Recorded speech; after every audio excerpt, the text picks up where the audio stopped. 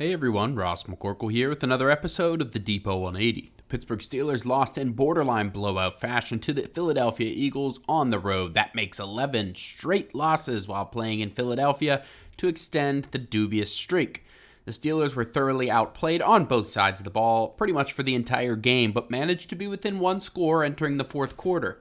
They even had a couple chances to even up the score along the way, but literally fumbled those opportunities away. The Steelers had a decisive 2-0 lead in the turnover margin, which was their only shot at stealing a win, but then Najee Harris fumbled a routine toss play to end any chances of momentum towards a win. The second half was complete domination by the Eagles, possessing the ball for the final 10 minutes of the game to end the game on offense with some kneel downs. The score could have been worse than it was at 27-13 if the Eagles decided to punch that ball in at the end.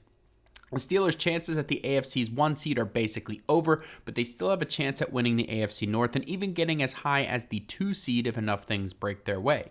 A win against the Ravens this weekend would secure the AFC North and likely at least the 3 seed. If they lose to the Ravens, they would still have the inside track for the division crown, but it would be a lot less comfortable. The Steelers would need to end with at least the same record as the Ravens, and that would have to include a win over the Bengals in Week 18 unless the Ravens happen to drop their game against the Browns in Week 18, which probably won't happen.